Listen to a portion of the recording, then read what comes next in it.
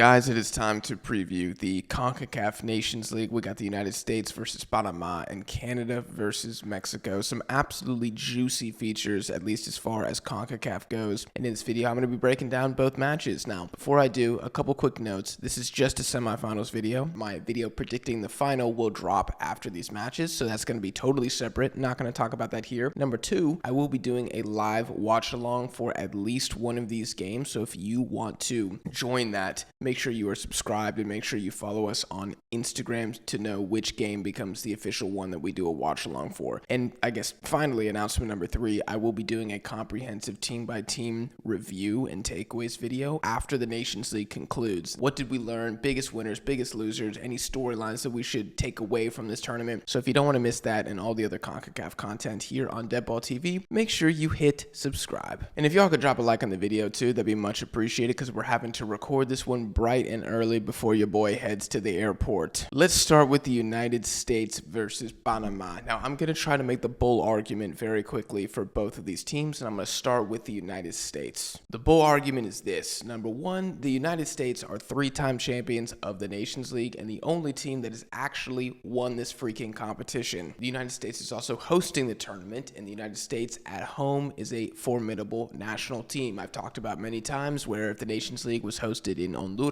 for some reason, or if Canada got a shot, Mexico got a shot, I'm not so sure the United States would have three titles right now, but that's neither here nor there. The United States roster is also objectively better than Panama's. I love Panama. I respect that national team a lot, but it's true. And my final point is the United States has the better individual players. And if this match is going to be the competitive one that I'm forecasting, the team that has the better individual talent, the team that has the difference makers, that's a massive advantage. Now, the bull case for Panama would start with the fact that Panama won the last competitive meeting between these two sides 2-1 at the Copa America during the group stage. Yes, the United States had 10 men, but that doesn't take away from the achievement, and I'm not going to let anybody try to downplay that and just blame it entirely on Greg Berhalter on a red card. The second argument is that Panama, under Thomas Christensen, are further along in their cycle than the United States is under Mauricio Pochettino, who obviously just got there. I know that Pochettino is a better individual manager, at least at club level, but creating a winning formula for a national team, finding out what pieces fit where and what tactics get the best out of everybody, that takes time. And that is something that Christensen has had with Panama that Poch doesn't. I mean, it took Professor Utonium a couple different tries to get the perfect combination of sugar, spice, and everything nice. Building a beast mode national team, this doesn't happen overnight. I guess unless you're Gustavo Alfaro in Paraguay, but hit subscribe for CONMEBOL content. And lastly, and I'm getting a bit meta here, you could say that Panama do not have to play with the weight of expectations. They say in sports that the only thing harder than winning the title is winning it again. And if that's true, then I would have to assume that the only thing harder than three-peating is winning the title for a fourth consecutive time. Like at some point, the king has to fall. We're going to see a checkmate. So why not Panama? Now, some other notes here. I think Panama are really unlucky to be without Amir Murillo. I think he's arguably their best player, and I know Cesar Blackman can step in and replace him, and I rate Blackman, but it's just a massive, massive loss for Panama. But that is not an excuse, because of course, if you look at the U.S. men's national team roster, there are injuries everywhere, especially in the attack where the lineup is looking a little diabolical. But the United States is still bringing more overall talent to this game, like I said. Christian Martinez and Coco Carrasquilla are going to have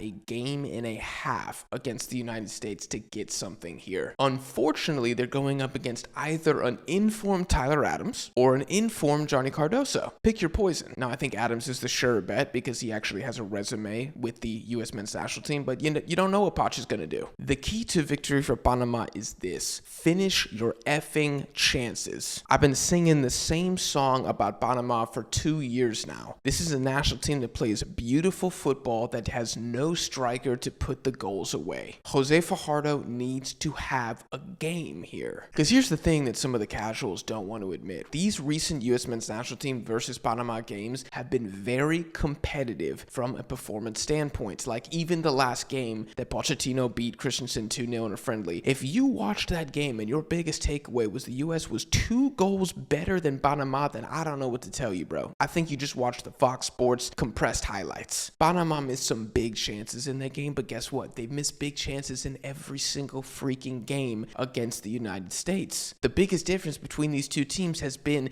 the United States having way higher caliber of firepower in the attack. Guys like Ricardo Pepi who can put the ball away. And even outside of the striker position, like Christian Pulisic loves a goal against Panama. So the U.S. is bringing guaranteed one goal to this game. Can you say the same about Panama? I don't think so. I think the key to victory for the United States is a bit more simple than what it is for Panama. You just put them under pressure, keep the tempo high, convert your chances, and avoid silly mistakes. No Matt Turner own goals, no Chris Richards red cards. Don't beat yourself. Now for my prediction for this game, I'm going to say the United States win this by 1 goal. I'm kind of feeling a 2-1 in a very competitive game where ultimately the talent of the U.S. plus the home field advantage gets it done for them. I just want to say very quickly though that I do not think a Panama upset is completely out of the cards. I think this is the ripe time for the U.S. to fall. You look at the goalkeeper position where Matt Turner, who's going to be the starter, hasn't played in 6 months. You have Josh Sargent starting at the 9, who has never done anything for the U.S. men's national team, and that's really been one of the areas that the U.S. has had the biggest advantage over Panama. You look at the United States having to rely on Gio Reyna, who barely plays for Dortmund and has been asked when he plays for Dortmund recently. So you can really talk yourself into, could Panama do something here? I rate Panama, so I think they're going to give the U.S. a game. Without Murillo and without a true 9 in this team, I just can't. And I'm not trying to be insulting here towards Panama, but if Panama beat the U.S. in this semifinal, that has to be a top 3 victory in the history of the national team. Like, I'd be curious if any Panamanians are watching, like, when Panama beat the U.S. in the group stage of the Copa, where did that rank amongst the all-time Panama victories? Some might push back on my this would be a top 3 claim here, but I mean, beating the United States, beating the host, beating the 3-time champ, beating Mauricio Pochettino in a semifinal, something that Panama's never done, to take Panama to their first ever Nations League final, how is that not a top 3 win? On the flip side, if the U.S. and Pochettino win, is anybody going to be like, I don't know, carving Pochettino's face into Mount Rushmore? No, this is completely expected. The public, whether informed or not, whether biased or not, whether delusional or not, is expecting a minimum 2-0 victory here from the U.S. And by the way, I'm not ruling out a destruction victory here. Like, I think it's possible that Panama has to open up late in the game and the U.S. go for it, but I will be surprised if this gets ugly. And I think that would be a statement from Pochettino. Let's move on to Canada versus Mexico. I just think this is a incredible semifinal. I think both are really good, but this one is just unbelievable right now. I think both of them are good, but this is the one the history books are going to talk about. I really think there's an opportunity here for Canada to make history, to beat Mexico in a Nations League semifinal and potentially set up a rematch against the United States. I don't care what form Mexico is in, Canada beating Mexico in a competitive game, in a knockout game, that is a milestone for the Canadian national team. I don't care that you have players at Bayern Munich. I don't care that Jonathan David is the best striker in Concacaf. That is a big freaking deal. I know a lot of Canadians are excited, and you should be excited because this is the strongest version of your national team that has ever existed, but we need to keep things in perspective and we need to be realistic. I think Canada are the favorites heading into this game. I think Canada are the favorites to win this entire tournament. And let me not get ahead of myself, but if Canada is walking into the semifinal against Mexico with both eyes on the final already, and they look at Mexico as kind of this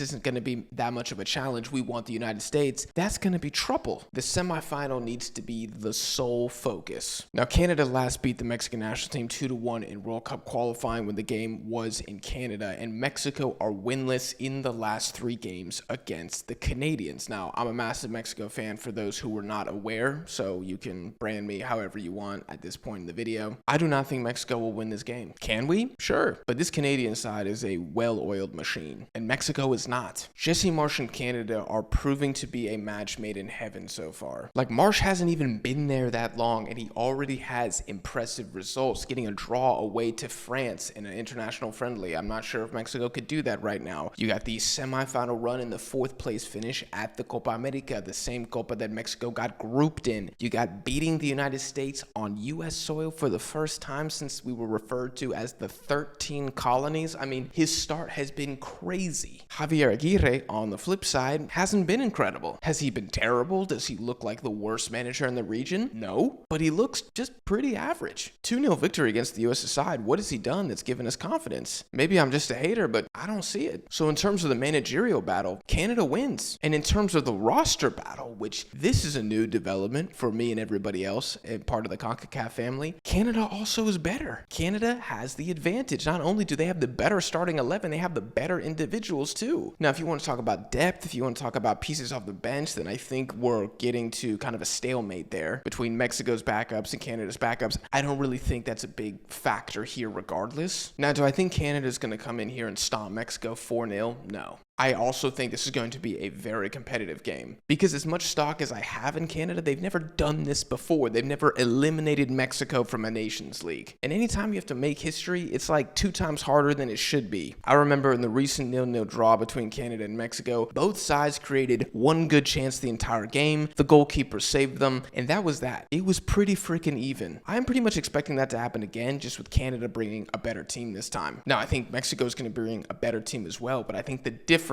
in the squads that we saw in that friendly are greater for the Canadians than they are for the Mexicans. And also, we can't discount what these games are going to look like in a competitive setting, because which teams perform better in competitive matches recently? It's hands down Canada. Canada have had performances against Venezuela, against Uruguay, against Argentina, even giving them a better game than Mexico's given Argentina in 40 effing years. Like, for Mexico, we can't go band for band on the resume like that. What do we have? Beating Honduras 4-0 at home? There's levels to this stuff, and we're just not there right now. Again, I'm not saying Mexico can't win this game. I say this to say we are not favorites. And I'll say it now. Mexico beating Canada in this semifinal would be our best victory since Saudi Arabia at the Qatar World Cup. That was 2 years ago. But I'm dead serious. Look up all of our fixtures since then. We don't have a statement win since the World Cup. Also, Saudi Arabia is not a statement win. It's just a good win because it's a World Cup game. Beating Canada now, that is a statement win for Mexico, and it is a statement win for Javier Aguirre, and he needs this. Both managers need it. It would just be more unexpected if Aguirre was the one to get it. Because, yeah, man, like I said, we just, going back 2 years, we don't have the resume, right? We're trying to apply for the CEO of Concacaf position, and our application is getting denied because we don't have the credentials. We don't have the string of performances to look to and say, I think Mexico's going to win. Now, the one thing to watch here on top of everything I've said is Canada and expectations. Because like I said, I consider Canada favorites in this game. How does that affect the performance of the Canadian national team? How does Mexico perform getting to claim the underdog status? Being the underdog gives you a sense of freedom because you don't have the expectations weighing you down. You're not supposed to win. And in a lot of times we see teams embrace this dark horse, this underdog mentality, and they go on miracle runs. But now that the target is on Canada, how do they deliver? Because the last time there was expectations on this national team at the World Cup, they folded. Granted, very difficult World Cup group. I'm not going to drag Canada for that, but they failed. Simply put, at the Copa America, I'm not going to say there was zero pressure and expectation for Canada, but it was certainly minimal, certainly less than